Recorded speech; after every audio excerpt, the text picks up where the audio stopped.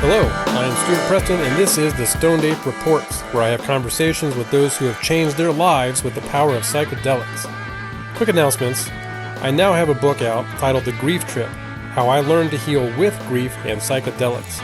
You can find it at www.thegrieftrip.com. 100% of proceeds go to the Ian Preston Memorial Fund to help support mental health and suicide prevention. And there's also a free download available. Finally, remember, when it comes to psychedelics, keep it safe and legal. Do your research, test your medicines, consult a medical professional for any contraindications, and always journey in a safe container. Okay, back to the podcast. In this episode, I had the honor of speaking with Mike, a combat veteran living with PTSD who credits psilocybin mushrooms for his being alive today. Now, he is a true community leader helping other veterans. We discussed his journey with mushrooms, the effects on his life, as well as the amazing things that he's working on today. Mike shared a lot of great insight. So please enjoy this conversation with Mike. All right, Mike. Well, thank you so much for coming on here at the Stoned Ape Reports. I look forward to helping you share your story, to hearing your story. So why don't we start off with that and maybe share a little bit with us about, what was going on in your life that you wanted some help with? So my background is grew up in Arizona, joined the military right out of high school, joined the Army. I did 2 years as a artilleryman and then 2 years as an infantryman, during which time I did deployments to Kosovo and Iraq. Wow. I went to Kosovo on a peacekeeping mission, and then I went to Iraq on a combat mission. So I got to experience kind of the good of some of the work that our military does in other countries, but also the combat mission. You get to see the darker side of the world. So when I came back, separated from the military, I did 4 years. After which, moved back to Arizona. Started settling into civilian life, and before I separated from the military, they have you do a kind of an exit screening, and I did come up as showing signs and symptoms of PTSD, but at the time I didn't really think anything of it. Just kind of like, oh well, it's just kind of something temporary. And at the time, this was in 2005. A lot of the veterans issues now that people are actually talking about, and I think are starting to be addressed, both by public and private entities, as far as decreasing the number of veterans committing suicide every day, which the last I saw was at 22 a day. Like PTSD and depression, sexual trauma, like these things at the time just weren't really discussed. So even when they told me I had PTSD because of my time in combat, I didn't really register, didn't really mean anything at the time. But then as time wore on, and I didn't address it, and I didn't talk to anyone about it, and I went on about my life. I went to community college and got my associate's degree. Then I moved on to Arizona State University, and I just, at a certain point, about, I want to say it was 2010 or 2011, I just hit a wall. And I dropped out of school. I couldn't focus. Just the emotions were just too great, and I didn't have any way, or I felt like anyone. Yeah.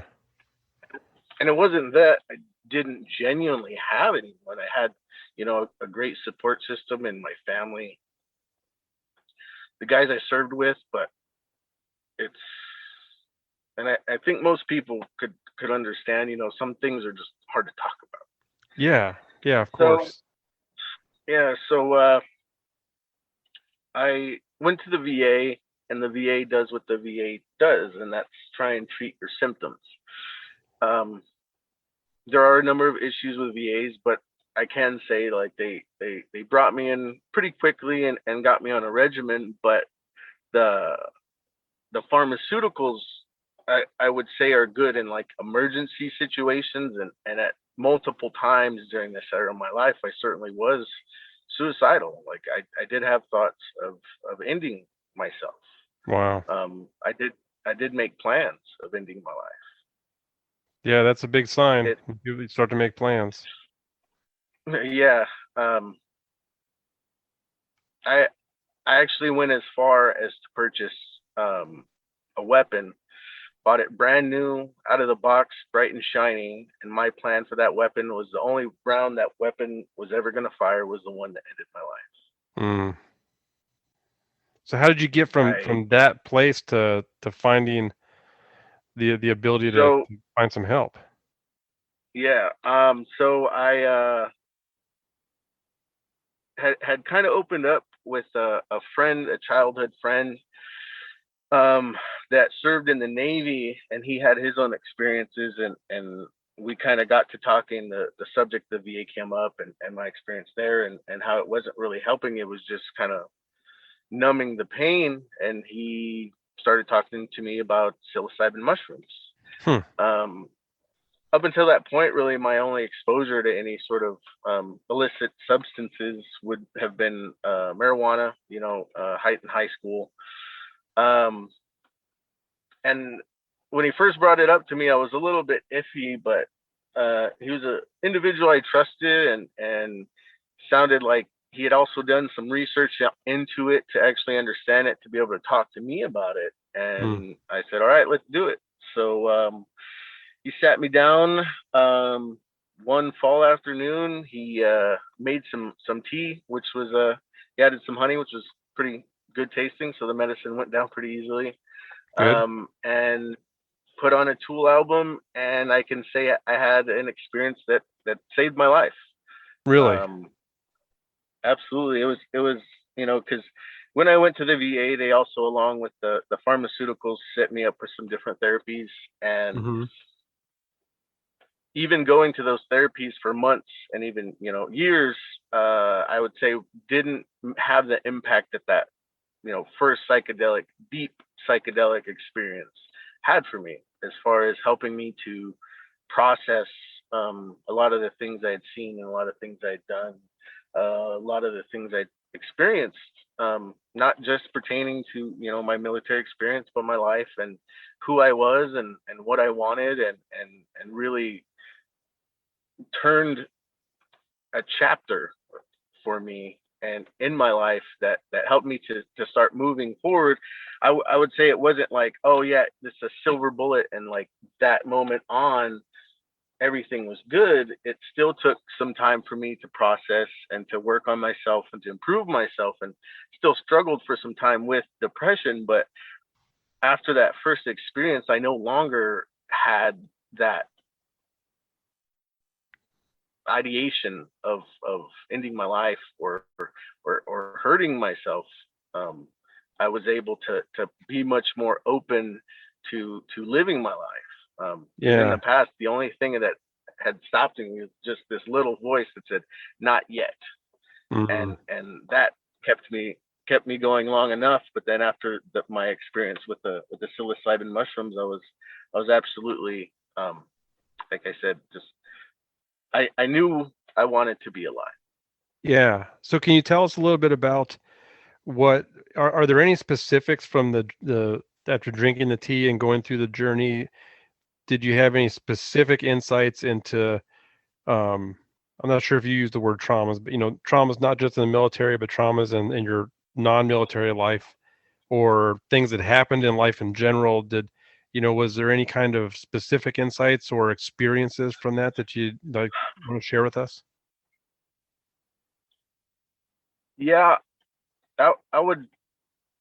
I guess if I had to boil it down to kind of a word, or a concept that I could make make it a little bit easier to explain, it is empathy. Like Mm. I was able to experience an empathy, not only for myself, to because I think we're hardest on ourselves. Like, although we may have people who are hold us accountable, and hold a mirror up to us, like no one, I think, is harder on themselves than themselves. And that's what I was for a number of years. And being able to feel a genuine empathy for myself, and to kind of acknowledge, like, yeah, you should feel some of these things. You should process some of the things. You just shouldn't be pushing this all kind of behind you, and just like, no, I'm a man and I'm a soldier, and this is how I'm supposed to handle things. And Yeah. once I experienced that deep empathy for myself, I could start also using it, or seeing experiences in my life where I could be empathetic for someone who had harmed me, or had done me wrong, that they're a human being, and human beings make mistakes, just like I was being empathetic for my mistakes and things I had done. I also kind of owed that to the other human beings in my life. So did it develop kind of a general connection or genuine connection to other humans? Yeah, absolutely. I would say it helped me to see the person, to see more clearly, because you always know there are people on the other side of things. You know that's a person, Yeah. but to kind of be able to, without being, I guess, explained like that, because sometimes in life people draw their boundaries by saying, hey, you did this thing that hurt me, and you don't realize it because you're not thinking about this person in the terms of being like having feelings. It's just, Mm, this is me trying to do what I do, and yeah. being empathetic enough to look at Tom and say, Tom is a person. When I say these things, if I'm short or if I'm rude, if he cares about me, that's going to hurt his feelings. And if I Yeah. do that, I need to repair that breach. I need to let them know, like, hey, that wasn't about you. This was, I'm just having a rough day. And oftentimes just that simple I'm sorry can mean so much and heal so much. Yeah. Yeah. Excellent point. How do you think the VA feels about this stuff? I mean, I've talked, I've got, I'm a veteran myself, and I've got veteran buddies, and they can't even tell their VA contacts about, medical marijuana, or at least they didn't used to be able to. I don't know how it is now. But how do you hear any of them talking about psychedelic therapies or insights gained through psychedelics, or is it still pretty closed? Do they still view this as illicit drugs and not to be even discussed? I think, based on what I've heard, the actual practitioners themselves, because they understand science, and Mm, have read some of these studies, and understand the actual clinical applications of it, are open to it. But the problem is the organization which they work for is a very clear cut and dry yeah. organization, where, I mean, even to this point, the fact, I live in Arizona, so medical marijuana is has been here. Um, Not having it available, or even being able to get your doctor's referral to be able to get access to medical marijuana is kind of strange to me. If the, I guess, intent is a genuine treating of the patient, where in this case it's, to me, it's all bureaucratic. Yeah. um, the VA is such a red and yellow and green and all different shades of tape that you must get through in any process dealing with them. It can often be very, very labor intensive, just navigating getting access to regular care. And I think at this point, because, like, I tell my doctors when I go to the VA, like, yes, I am on medical marijuana, because I have no problem telling them that, because I can also tell them in that same conversation, well, this is the thing, one of the things that helped me to step away from all these, 7 pharmaceuticals you guys had me on at one time. And I feel so much better in my life at this place I am now, because I'm using this natural substance, this naturally occurring plant, um, as opposed to these man made compounds. Yeah. So tell us a little bit about that. So we know, what you went through. You came out of your military experience, in field artillery and infantry. I mean, that's boots on the ground, real life combat. And you came out of Yeah. that with, a PTSD diagnosis, and you fell on some tough times, got the psilocybin, felt how are things today? How are you doing now? Um, Doing great now. still have peaks and valleys. The Of the course. the the clouds still roll in over the mountains, but I feel much more able to deal with them and handle those days. Mm-hmm. Right now, I'm a small business owner. I've been Oh. growing, actually, after my experience with the psilocybin mushrooms. I got into growing medicinal and gourmet mushrooms, and actually started a business with a buddy of mine at the time. But since then, I've stepped into my own venture, and focused more on general agriculture. I've So after my experience with psilocybin, I got back into ASU. Was able to get my bachelor's degree in business and communications. Started my business, and then went sort of kind of back to school a little bit, and got a certification as in organic farming and ranching. And now I'm able to grow vegetables, fruits, mushrooms, and then take them to my local farmers market, which is kind of the best thing for me. I've found, as far as like beneficial hobbies, is growing Yeah. things, and the fact that I've been able to grow that into a small business, that accommodates my diagnoses and my disabilities. It's worked out perfectly. But the psilocybin also, I would say, activated me in some ways with the empathy. Mm-hmm. And after I did a lot of the healing of myself, I saw the need in the veterans community to someone to step out and kind of be a leader, and call to others, you know not necessarily about just psychedelics, which if others do want to have that conversation, I'll have that with them, but just being an advocate for them and stepping out and, do you need help? Is there something you need help with? And since then, I've held a leadership role in the Veterans of Foreign Wars as a quartermaster. I'm currently serving as a commander for the American Legion post in my town. Hmm. Um, I'm on a couple boards of directors for local nonprofit organizations. One that services specifically veterans, up in the Pine Top Lakeside. It's called Walking Down Ranch. It's transitional housing. And then the other is Rebuild Superior, which is a local nonprofit that works in economic and community development. Hmm. So where I'm at, I feel I'm at where I'm supposed to be, and I'm bringing what I have to help others. Yeah, that's absolutely beautiful, Mike. I wasn't expecting, all of that. I thought you might just say, "Well, I'm feeling better. I have low days, but I'm better able to deal with it." But you are on fire. You got a lot of great stuff going on. That's outstanding. Thank you. Yeah. So you're out there helping people. I just got a couple more questions for you. You're out there helping people.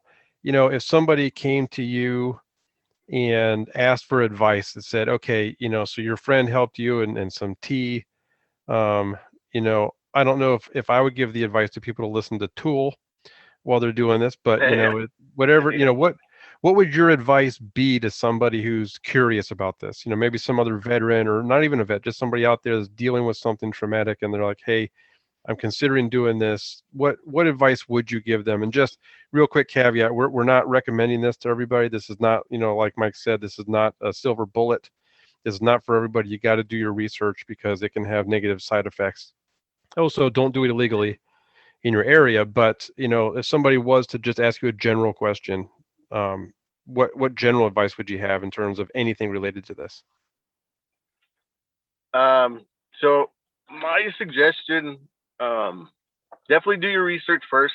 Don't break any laws. But my suggestion for someone just kind of starting out, I would suggest microdosing, which Hmm.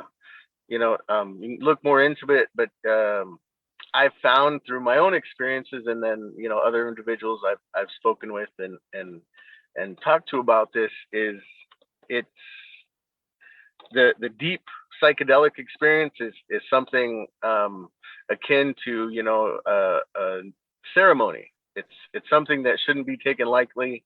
It's something you should prepare for, and then something you should take some time afterwards to really process and internalize.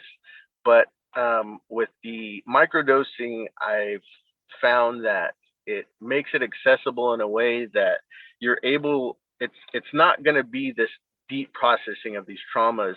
What microdosing does is it kind of changes your perception and the way you deal with your day-to-day life. That you're able to interact and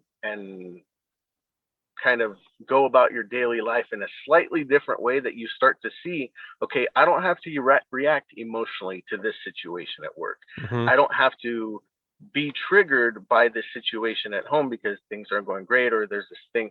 Like, you find these little changes that you can make in the way you perceive what's going on around you, and you can start behaving differently, and then your relations start to get better, and your work situation gets better, your home life gets better.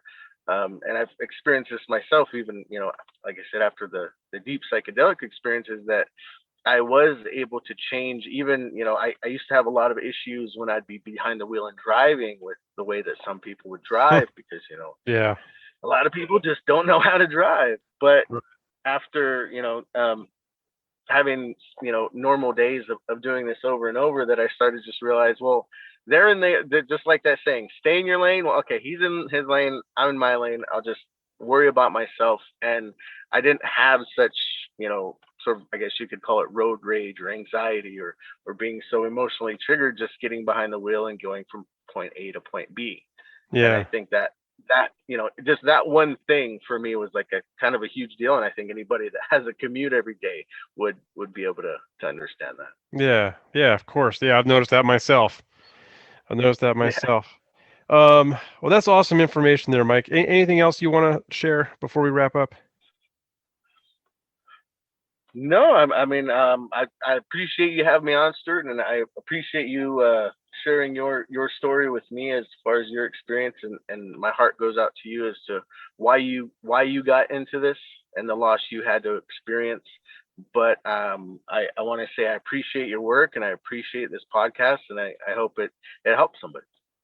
Thank you. It will, Mike. And sharing your story is definitely going to help somebody. So I really honor that. I honor your service and all the great work you're doing now. So thank you very much. Thank you for your service too, brother. That concludes this edition of the Stoned Ape Reports. Thank you for listening. Please follow us on Instagram at Stoned Ape Comedy and subscribe to our newsletter at www.stonedapecomedy.com. Again, thanks for listening, and catch you next time, Stoned Apes.